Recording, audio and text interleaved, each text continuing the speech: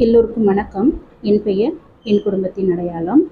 ஒரு ஹவுஸ் ஒய்ஃபாக 2 குழந்தைகளுக்கு அம்மாவாக ஒரு டிஎன்பிசி ஆஸ்பிரண்ட்டாக டே டு லைஃப்பில் நான் எப்படி என்னுடைய ஸ்டடீஸ்க்காக டைமை நான் மேனேஜ் பண்ணுறேன் அப்படின்றது தான் இந்த வீடியோவில் நீங்கள் பார்க்க போகிறீங்க. ஒரு பெண்ணாக, ஒரு ஹவுஸ் ஒய்ஃபாக, ஒரு அம்மாவாக எனக்கு ஒரு சில விஷயங்கள் பிடிக்கும், ஒரு சில விஷயங்கள் பிடிக்காது. ஆனால் ஏதோ ஒரு கட்டாயத்தின் பேரில் அந்த விஷயத்தை நான் செய்யும் பொழுது என்னடா லைஃப் அப்படின்ட்டு நினைக்க தான் தோணுது. ஆனால் நம்மளுடைய ஃபேமிலி சிச்சுவேஷன் அதை செஞ்சு தான் ஆகணும் அப்படிங்கும்பொழுது வேறு வழி இல்லாமல் அந்த விஷயத்தை நம்ம செய்கிறோம். எனக்கு ஒரு நாள் ஹெல்த் இஷ்யூ இருக்கும். ஸோ அன்றைக்கி நம்ம சமைக்காமல் நம்ம ஸ்கிப் பண்ணலாம் அப்படின்ட்டு நினைப்பேன். ஆனால் அன்றைக்கி நம்ம சமைச்சு தான் ஆகணும்.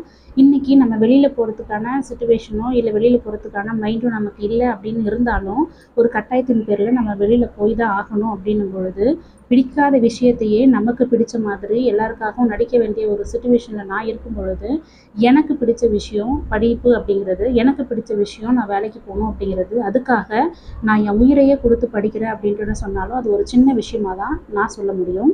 படிப்பு அப்படிங்கிறது எல்லாருக்குமே கஷ்டமான ஒரு விஷயந்தான். ஆனால் இதுலேயே ஒரு டிஃப்ரென்ஸ் பார்த்தீங்க அப்படின்னாக்கா, கல்யாணம் ஆகாதவங்க படிக்கிறதுக்கும் கல்யாணம் ஆகி 2 குழந்தைக்கு அம்மாவாக படிக்கிறவங்களுக்கும் இருக்கக்கூடிய டிஃப்ரென்ஸ் ஒரு பெரிய டிஃப்ரென்ஸு.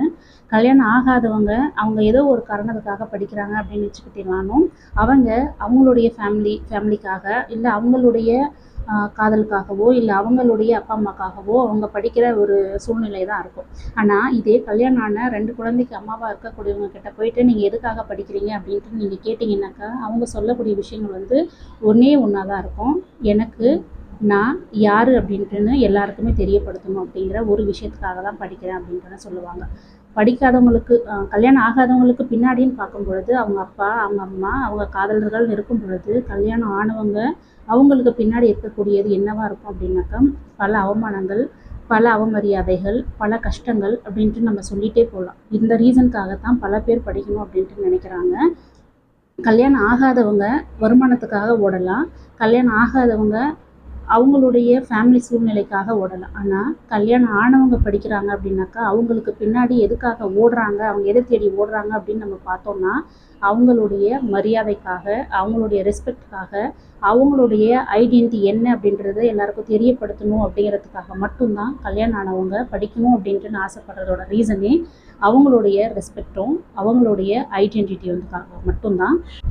ஒரு ஹவுஸ் ஒய்ஃபாக நான் டிஎன்பிசி எக்ஸாமில் ஜெயிக்கிறேன் தோக்குறேன் அப்படிங்கிறத தாண்டி எனக்கு பிடிச்ச விஷயத்த யாருடைய வற்புறுத்தலின் பேரிலும் இல்லாமல், யாருடைய கட்டாயத்தின் பேரிலும் இல்லாமல் எனக்கு பிடிச்ச விஷயத்த நான் சுதந்திரமாக செய்கிறேன் அப்படின்னு நினைக்கும் பொழுதே எனக்கு அது ஒரு பெரிய வெற்றியாக தான் நான் கன்சிடர் பண்ணுறேன். யாருடைய அழுத்தமும் அதில் கிடையாது. நான் படிக்கணும், நான் வேலைக்கு போகணும் அப்படின்றது மட்டும்தான் என்னோடய மைண்டில் இருக்கும் பொழுது மற்றவங்க யார் எது சொன்னாலும் இப்போதைக்கு என்னோடய காதில் நான் வாங்குற மாதிரியான ஒரு நிலைமையில் நான் இல்லை.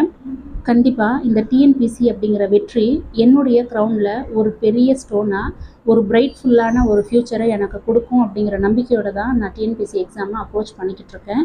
அதே நம்பிக்கையில் தான் நான் படிச்சுட்ருக்கேன். நீங்களும் நம்பிக்கையாக படிங்க. நம்ம ஒரு ஹவுஸ் ஒய்ஃபாக நம்மளுடைய லைஃப்பை நம்ம தான் சேஞ்ச் பண்ணணும். தேங்க்யூ.